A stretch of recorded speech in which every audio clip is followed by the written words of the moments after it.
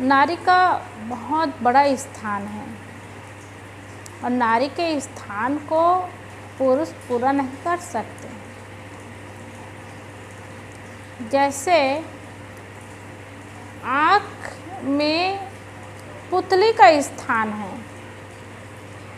शरीर में हृदय का स्थान है, फूल में श्वास का स्थान है, नदी में समुद्र में पानी का स्थान है,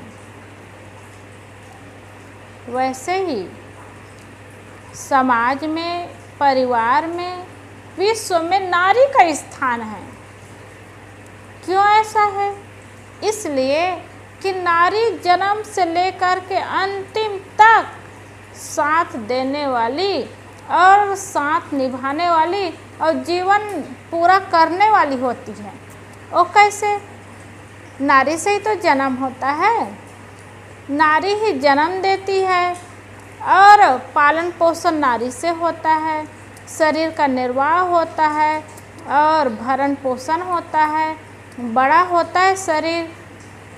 और उसके बाद नारी से ही प्रेम करते हैं, नारी से ही शादी होती है और नारी से ही परिवार बसता है, नारी से ही बच्चा आते हैं और नारी ही घर परिवार को संभालते हैं। अंतिम में बुढ़ापा में नारी जाती ही आकर के, बहू आकर के घर को संभालती है। तो जन्म से लेकर के अंतिम तक नारी का स्थान बहुत ऊंचा होता है और बहुत बड़ा महत्व है समाज में, परिवार में और देश में। इसलिए संस्कारित नारी की आवश्यकता है। अगर नारी संस्कारवान हो, संस्कारी हो तो जीवन सुंदर, सुखमय और बहुमूल्य बनता जाता है। हम सबको चाहिए कि नारी जाति का सम्मान करें और उनको आगे बढ़ाए। आगे बढ़ाने का मतलब उनकी समस्या को समझे और उनको प्रेम दे। और प्रेम देंगे, उनका दिमाग सही होगा, उनकी बुद्धि सही होगी तो आगे का काम वो सोचेंगी और वो करेंगी और उसी घर में, उसी परिवार में रहने वाले लोग अच्छे रहेंगे, सुंदर जीवन जिएंगे। चाहे पति हो, चाहे पिता हो, चाहे पुत्र हो, जीवन भी सुंदर बनेगा और संस्कारित बनेगा। इसी की तो आवश्यकता है। परिवार को संभालने वाली नारी ही तो होती है। एक परिवार में 5 भाई थे, देवरानी जेठानी भी 5 रही और 5 जने हैं करके सामान्य परिवार था, कमाना खाना होता ही था। पहले तो 2 ही जने की शादी हुई थी, 3 जने की शादी अपने हाथों से की और करने के बाद में जब देवरानी आई और आने के बाद देवरानी भोजन बनाने का काम करती थी तो बाहर से काम करके आके बड़े वाली शाम को बैठ करके बच्चे की सेवा में लग जाती थी। इतने में वो देवरानी लोगों को ईर्ष्या होने लगी, वो बराबरी करने लगे कि देखो ये बड़ी है और भोजन नहीं बनाती, तो पारी बांध दी भोजन बनाने के लिए। हिसगा पटैती होने लगा तो सबकी पारी लगी 15-15 दिन में, 1-1 महीना भोजन सबको बनाना है करके। लेकिन जो बड़ी वाली थी इस घर की बहू बहुत समझदार थी और जब पारी बनाए तो वो भी भोजन बनाने लगी और बड़े प्रेम से भोजन बनाती थी। भोजन बना के सबको पारस करती थी, परोसती थी, खिलाती थी। तो देवरानी लोगों को संकोच होने लगा कि देखो हम लोग के रहते बड़े भोजन बना रहे हैं, भोजन पारस कर रही है। तो संकोच के कारण फिर वो भोजन बनाना उसको मना कर दी।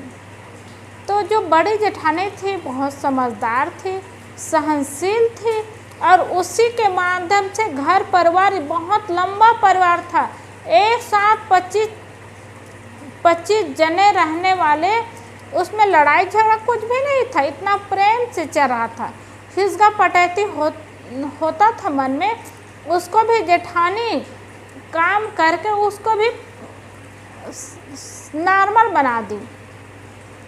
ऐसे जब एक संस्कारी नारी हो जाती है तो घर स्वर्ग बन जाता है, सुधर जाता है और सुंदर बन जाता है। इसीलिए उस परिवार में लड़ाई झगड़ा कभी हुआ नहीं और आज भी याद करते हैं। अलग अलग भले हैं, 5 जगह है, 5 भाई है, लेकिन कभी झगड़ा लड़ाई हुआ ही नहीं। और कभी मिलना होता है, प्रेम से मिलते हैं, बात व्यवहार करते हैं।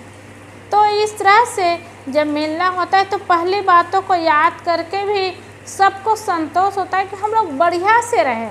आज भी मिलते हैं तो लड़ाई झगड़ा किसी में नहीं, कहीं नहीं, तो आज भी बढ़िया से जीवन याद करते हैं। तो एक व्यक्ति समझदार हो जाए, संस्कारी हो जाए तो जीवन सुंदर बनता है, जीवन सुखमय बनता है और जीवन सुखमय होता है। इसीलिए संस्कार की आवश्यकता है और नारी की आवश्यकता है।